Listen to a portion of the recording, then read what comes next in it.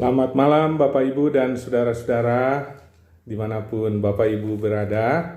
Selamat berjumpa kembali dengan saya Pendeta Aam di dalam tajuk Renungan Malam GKP Jemaat Cimahi.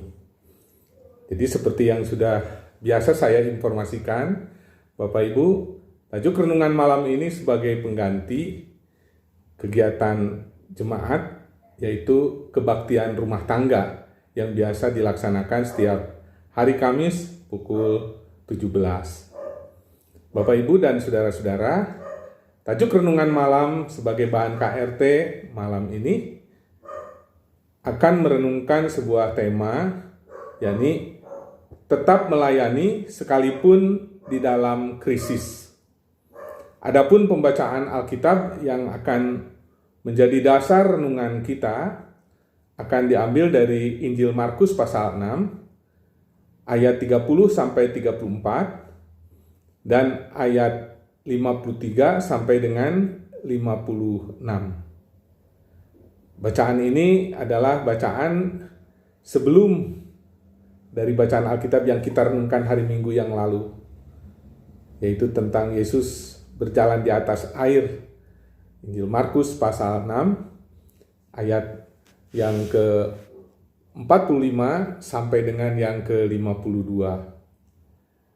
Nah, mari kita bersama-sama persiapkan hati kita sebelum kita membaca Alkitabnya dan merenungkannya.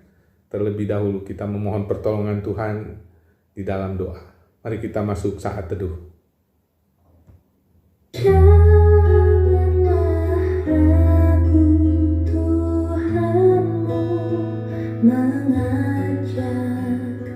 Mengajak aku dan kau, janganlah enggan menerima kasih-Nya terhadap aku dan kau. Mari kita berdoa. Puji syukur kami panjatkan kehadirat-Mu ya Tuhan, ketika kami saat ini boleh kembali dipersekutukan bersama keluarga.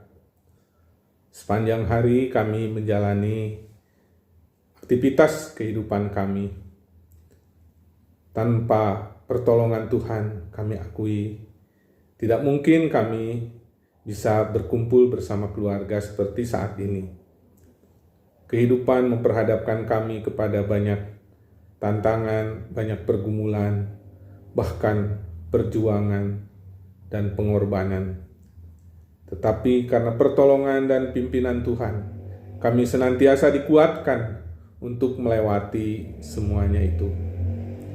Terima kasih, karena itulah ya Tuhan, pada saat ini ketika kami hendak beristirahat bersama dengan keluarga, kami sejenak ingin mengambil waktu untuk bersekutu dengan Tuhan.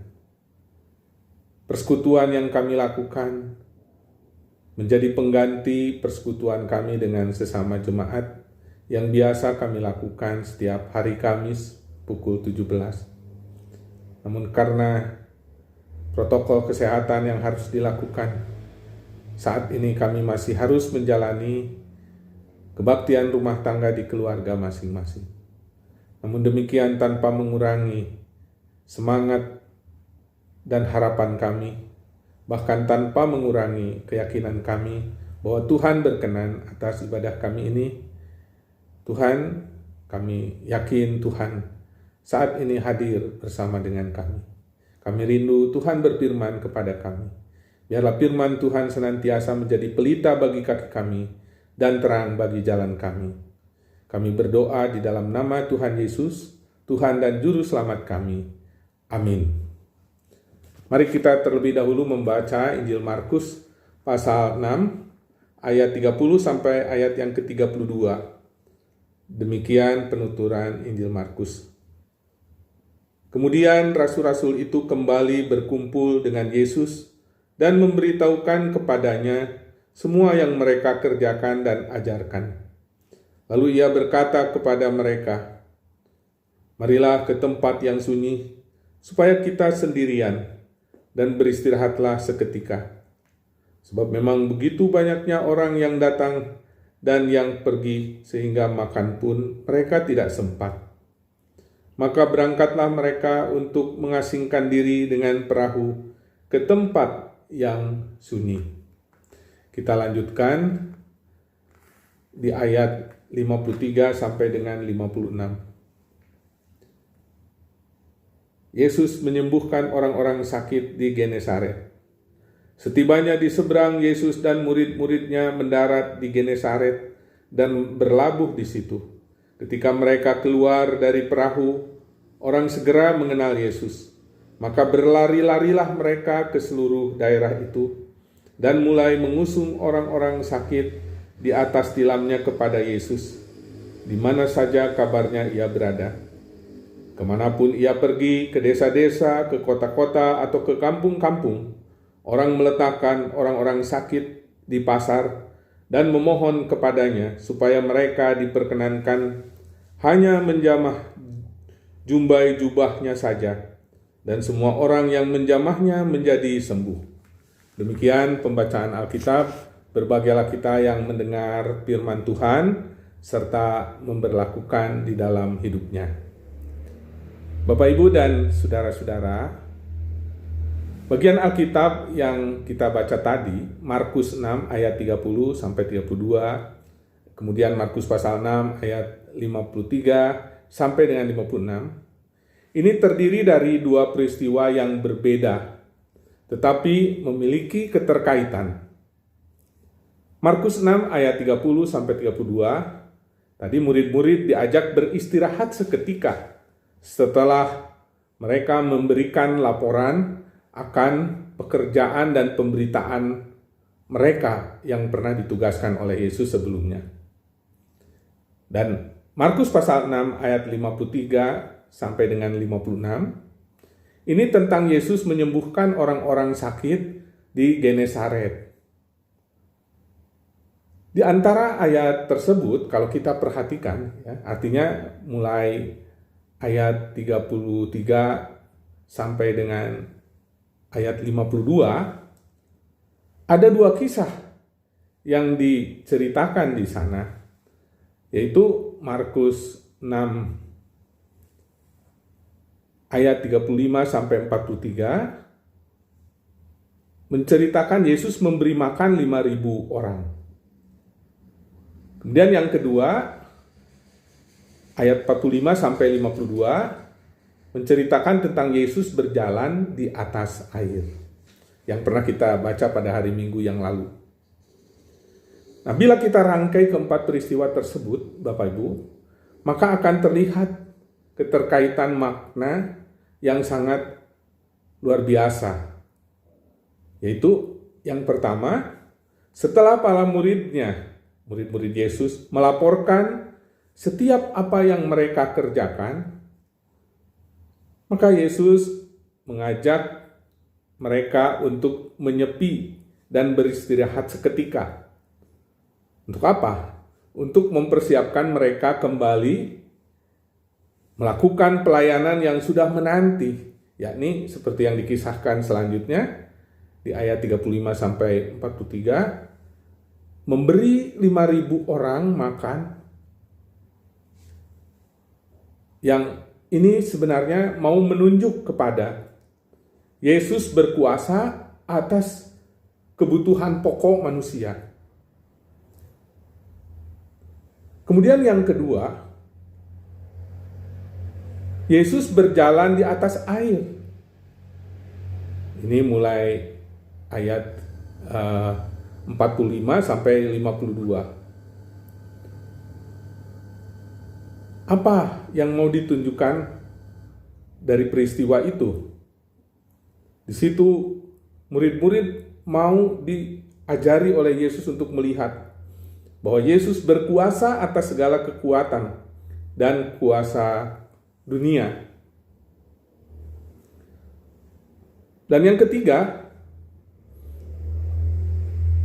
mulai ayat yang tadi ke 50 3 ya, sampai dengan 56. Di sana ditunjukkan peristiwa penyembuhan atas sakit penyakit yang diderita oleh orang-orang yang dibawa oleh mereka kepada Yesus di Genesaret. Ini mau memperlihatkan betapa berkuasanya Yesus atas kuasa yang menakutkan bagi manusia, yaitu penyakit. Bapak, Ibu, dan Saudara, semua peristiwa yang terbingkai dalam perikop ini adalah hal-hal yang senantiasa dihadapi oleh manusia dan membutuhkan kuasa yang sanggup menaklukkannya. Ya, untuk kebutuhan pokok. Ini adalah hal yang dicari oleh manusia setiap saat, setiap hari, setiap minggu, setiap bulan. Kemudian, untuk segala peristiwa-peristiwa yang mungkin tidak diduga oleh manusia yang datang dari alam. Manusia butuh kuasa atas segala kekuatan dan kuasa Yesus yang menguasai alam. Dan tadi yang terakhir, betapa manusia butuh penyelesaian terhadap hal yang menakutkan seperti sakit dan penyakit. Jadi semua peristiwa yang terbingkai dalam perikop ini sekali lagi adalah hal-hal yang senantiasa dihadapi oleh manusia dan membutuhkan kuasa yang sanggup menaklukkannya. Bapak, Ibu, dan saudara-saudara, dengan apa yang dilakukan oleh Yesus tadi atas semua itu, memberi makan 5.000 orang, mengatasi kekhawatiran murid-murid karena angin sakal, memenuhi kebutuhan-kebutuhan pokok, kemudian menghadapi penyakit. Semuanya itu tadi dijawab oleh Yesus yang penuh kuasa. Bapak, Ibu, apa yang mungkin kita bisa garis bawahi dari pelajaran yang ditunjukkan dari Injil Markus pasal 6 ayat 30 sampai 32, kemudian tadi Injil Markus pasal 6 ayat 53 sampai 56. Ada 4 hal setidak-tidaknya yang bisa kita catat dan kita garis bawahi sebagai bahan renungan kita. Yang pertama, Bapak, Ibu, setiap orang itu memiliki tanggung jawab dan penugasan dari Tuhan. Dan setiap orang harus mempertanggungjawabkan penugasan Tuhan itu kepada Tuhan sendiri.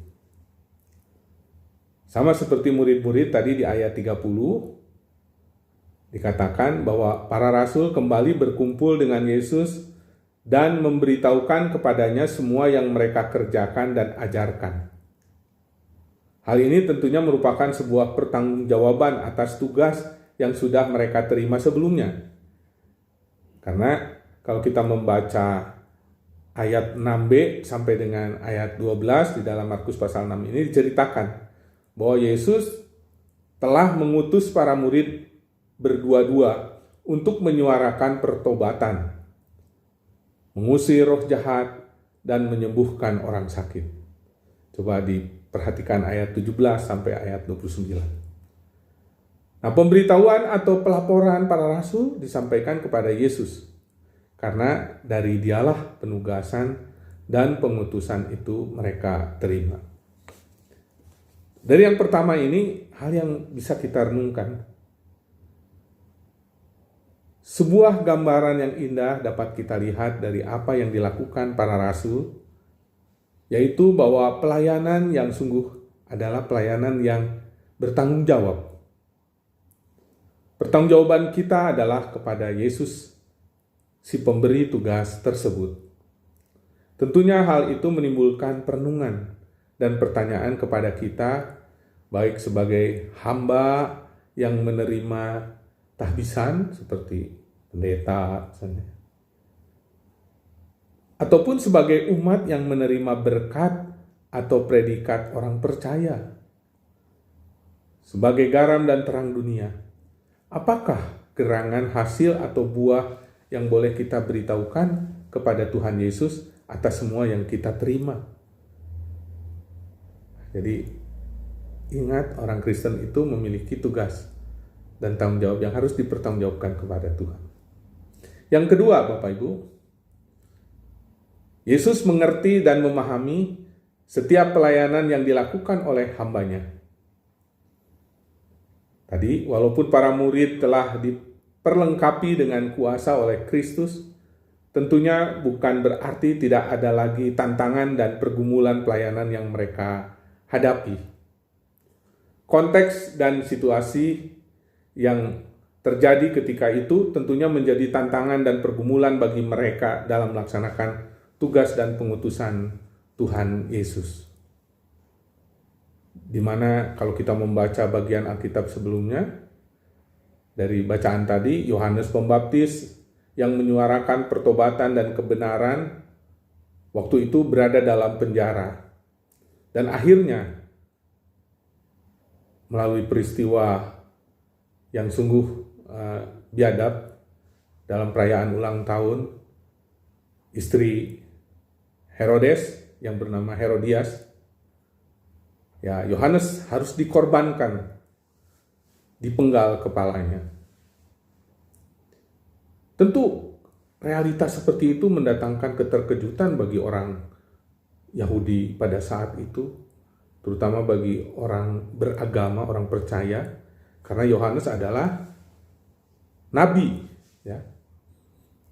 Nah, Yesus mengerti dan memahami apa yang oleh murid-murid dirasakan, dihadapi dalam pelayanan. Memang melalui renungan ini tidak ada laporan terperinci akan tantangan dan hambatan yang dihadapi oleh para murid Yesus.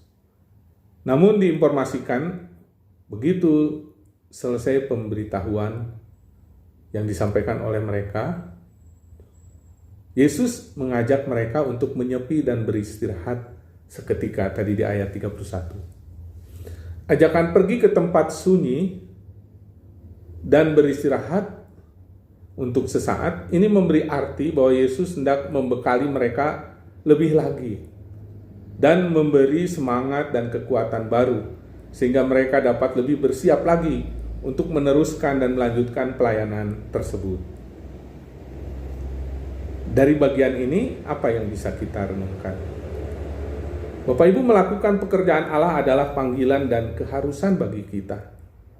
Tetapi ketahuilah bahwa Yesus tahu untuk melakukan pekerjaan itu dengan efektif, kita membutuhkan istirahat dan pembaharuan secara berkala. Mengambil waktu dan tempat untuk bersekutu dengan Kristus haruslah terus-menerus kita lakukan.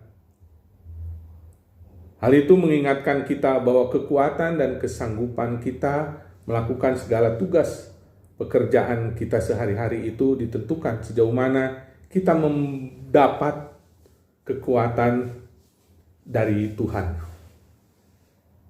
Persekutuan dan hubungan kita dengan Tuhan akan menjadi sumber kekuatan dan semangat baru bagi kita dalam beraktivitas. Tantangan yang begitu berat bisa menimbulkan keputusasaan jika tidak dihadapi dengan kekuatan Tuhan yang dinyatakan melalui Roh Kudus. Selain itu, Bapak Ibu, pergi ke tempat sunyi yang disebutkan di dalam ayat 31 tadi memberikan pengertian kepada kita bahwa begitu pentingnya perenungan dan evaluasi diri akan apa yang sudah kita lakukan. Sehingga dengan itu dapat menyusun strategi baru untuk menghadapi hal-hal yang mungkin akan terjadi. Terkadang ide baru dapat kita temukan dan muncul ketika kita mengambil suasana tenang. Artinya ada waktu untuk sedikit bermeditasi. Yang ketiga, Bapak Ibu, dari paparan bahan tadi kita menemukan satu pemahaman. Yesuslah Tuhan yang penuh kasih. Nah, dalam ayat 34 dikatakan bahwa ketika Yesus mendarat, ia melihat sejumlah besar orang banyak. Maka tergeraklah hatinya oleh belas kasihan kepada mereka. Orang banyak dari seluruh kota datang kepadanya, sehingga ia mengajar banyak hal kepada mereka. Orang banyak itu, menurut ayat 43 adalah sebanyak 5.000 orang laki-laki, belum terhitung anak-anak dan para perempuan tentunya. Yesus begitu mengasihi mereka dan mereka seolah-olah seperti domba yang tidak punya gembala.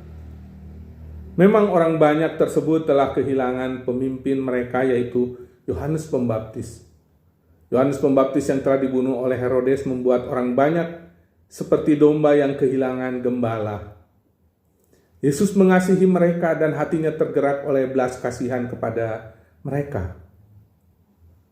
Selain menyembuhkan sakit penyakit mereka, mereka juga diberi pengajaran-pengajaran dan yang tidak ketinggalan juga diberi makanan. Kalau kita membaca ayat 35 sampai 44. Yesus berkata kepada murid-muridnya bahwa mereka harus memberi makan orang banyak tersebut. Dan terjadilah mujizat yang luar biasa, yaitu melalui 5 roti dan 2 ikan. Yesus dan murid-muridnya yang pergi ke tempat sunyi dan hendak istirahat, seketika ternyata langsung dikejar orang banyak dari jalan yang berbeda. Apa yang bisa kita renungkan melalui hal yang ketiga, yaitu Yesus Tuhan yang penuh kasih? Dunia dan zaman sekarang di mana kita tinggal, banyak penderitaan dan kesusahan. Bagaimanakah kita boleh berbela rasa seperti pribadi Yesus? Walaupun kita ini mungkin juga sama sebagai bagian orang yang mengalami kesusahan, tapi meneladani Yesus yang penuh kasih adalah sebuah panggilan bagi kita semua. Bagaimana reaksi kita melihat, mendengar, dan mengetahui penderitaan yang menimpa seseorang? Yesus memberikan keteladanan supaya kita boleh berbela rasa. Orang percaya tidak boleh masa bodoh, acuh tak acuh, atau tidak peduli dengan apa yang terjadi yang menimpa seseorang. Apakah yang boleh kita lakukan untuk dapat memberi kekuatan dan meringankan beban yang sedang menimpa orang lain? Sebagaimana Yesus yang berbelas kasihan, jadilah kita juga menjadi pribadi yang boleh peduli dengan penderitaan sesama kita. Belas kasihan yang kita miliki akan senantiasa mendorong kita untuk peduli dan bergerak untuk bermurah hati dan memberi aksi. Yang keempat atau yang terakhir, dari bacaan dan renungan tadi, kita bisa mengatakan Yesuslah jawaban setiap persoalan. Bapak, Ibu, dan saudara-saudara, pelayanan Yesus dan murid-muridnya terus berlanjut hingga mereka sampai di Genesaret, tadi mulai ayat 53 sampai 56, dan berlabuh di sana. Genesaret adalah sebuah dataran subur di sisi barat Danau Galilea. Mendengar dan mengetahui Yesus ada di Genesaret, maka orang banyak datang dan membawa orang-orang yang sakit untuk disembuhkan. Orang Genesaret mengenal Yesus dan mereka berlari-lari untuk bertemu dengan Dia. Terjadi hal yang luar biasa waktu itu di seluruh Genesaret. Ada kehebohan di mana-mana. Kemana Yesus pergi selalu dikerumuni, dan begitu kuatnya iman mereka untuk melihat Yesus. Hal itu terlihat di setiap jalanan dan pasar-pasar yang dilewati Yesus. Di setiap kampung dan kota, orang-orang sakit diletakkan dan diberitakan bahwa orang Genesaret mengimani bahwa kuasa kesembuhan itu ada dalam segenap diri Yesus. Bahkan apa yang melekat dalam tubuhnya dapat menyembuhkan mereka. Itu keyakinan mereka waktu itu. Demikian besarnya pengenalan itu sehingga ada kerinduan dan permohonan untuk diperkenankan hanya menjamah jubah Yesus, supaya jubahnya pun, hal itu terjadi karena mereka percaya dan tahu bahwa dengan menjamah jubahnya, orang akan mendapat kesembuhan. Begitu besarnya daya tarik yang ada dalam diri Yesus, sehingga kemana saja ia pergi selalu diikuti dan dicari. Apa yang bisa kita renungkan dari poin Yesus jawaban setiap persoalan? Bapak Ibu, pengenalan dan iman percaya menjadi kunci terjadinya kesembuhan-kesembuhan di Genesaret. Orang Genesaret menerima bahkan mencari-cari Yesus, sehingga membuat kota dan desa mengalami banyak mukjizat. Pentingnya sikap hati dan iman seperti itu untuk dimiliki oleh kita dalam hidup kita, sehingga apapun persoalan, masalah kita di dalam kehidupan ini, di dalam Yesus ada jawabannya. Orang Genesaret mengamini dan mengimani segenap diri Yesus dan yang melekat dalam tubuhnya punya kuasa, sehingga mereka yakin dan percaya. Jika itu saja mereka jamah dan sentuh akan memberikan kesembuhan. Tentu kuasa Yesus dulu, sekarang dan sampai selama-lamanya tidak pernah berkurang. Dan belas kasih-Nya senantiasa bergerak untuk mengasihi kita. Karena itu mari terus-menerus membuka hati, beriman kepadanya, maka kita akan mengalami kuasa-Nya yang ajaib dan dahsyat, Bapak Ibu.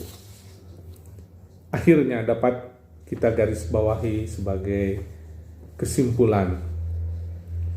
Pertama, dari kisah ini kita melihat Tuhan menyuruh dan mengutus siapapun yang mengaku murid-Nya untuk terus bekerja dan melakukan kebaikan-kebaikan dalam dunia ini. Sebab murid-Nya atau kitalah, Anda dan saya, diberi identitas sebagai garam dan terang dunia. Sehingga keberadaan kita hendaknya memberi rasa dan cahaya yang benar dalam dunia di mana kita berada. Apakah yang boleh kita beritahukan dan laporkan sebagai pertanggungjawaban kita kepada Dia yang telah mengutus kita untuk menjadi garam dan terang dunia? Yang kedua, mari Bapak Ibu ambillah waktu dan tempat untuk boleh membangun persekutuan pribadi dengan Tuhan. Sehingga dengan persekutuan dengan Tuhan, kita senantiasa memiliki kekuatan dan semangat baru untuk melanjutkan dan memasuki setiap aktivitas kita sehari-hari. Dan yang ketiga, marilah kita menjadi pribadi yang berbela rasa dengan meneladani dan meniru pribadi Kristus yang senantiasa mengasihi dan mau berkorban untuk ikut ambil bagian dalam meringankan beban dan penderitaan sesama. Orang yang membuka hati dan segenap hidupnya mau menerima serta beriman kepada Yesus, maka ia akan mengalami kuasa Kristus yang menyembuhkan, menyelamatkan, dan menghidupkan. Bapak Ibu, seperti yang biasa kita lakukan, di akhir renungan ini, sebelum kita tutup dengan doa, nanti saya ingin memberikan pertanyaan-pertanyaan untuk diskusi Bapak Ibu bersama keluarga. Yang pertama, apakah ciri-ciri orang Kristen yang mengenali Tuhannya? Yang kedua, apakah ciri-ciri orang Kristen yang mempercayai Tuhan secara penuh? Dan yang ketiga, dengan cara apa orang Kristen bisa tetap melayani Tuhannya di masa krisis? Saya ulangi. Yang pertama, silahkan dicatat. Apakah ciri-ciri orang Kristen yang mengenali Tuhannya? Yang kedua, Bapak Ibu, apakah ciri-ciri orang Kristen yang mempercayai Tuhan secara penuh? Dan yang ketiga, dengan cara apa orang Kristen bisa tetap melayani Tuhannya di masa krisis? Bapak Ibu, karena kita bisa menyimak bahan ini dari aplikasi atau kanal YouTube, Bapak Ibu bisa mengulang ya. Jadi tidak hanya sekali mendengarkannya, tapi bisa diulang 2 kali atau 3 kali. Sehingga nanti kita bisa menangkap pesan-pesan ini. Yang kedua, Bapak Ibu mungkin yang perlu diberitahukan, ya coba bahan ini juga dibagikan oleh Bapak Ibu yang sudah berkali-kali mengikuti kepada warga jemaat yang belum, agar mereka juga tidak kehilangan momen KRT di dalam persekutuan kita, walaupun kita sedang menjalani pandemi yang disebabkan oleh COVID Corona ini. Bapak Ibu, mari kita persiapkan hati kita masuk dalam doa syafaat. Sebelumnya mari kita saat teduh terlebih dahulu.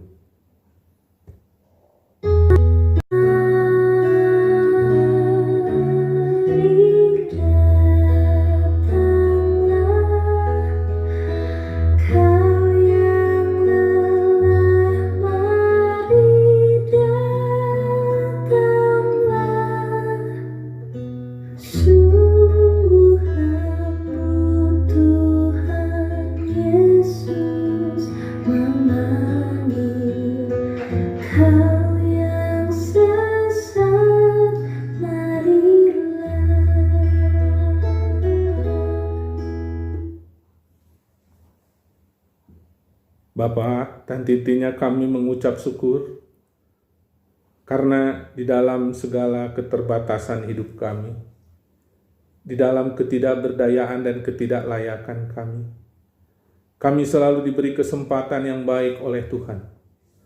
Malam ini melalui persekutuan keluarga, dalam tajuk renungan malam, kami boleh dipersekutukan.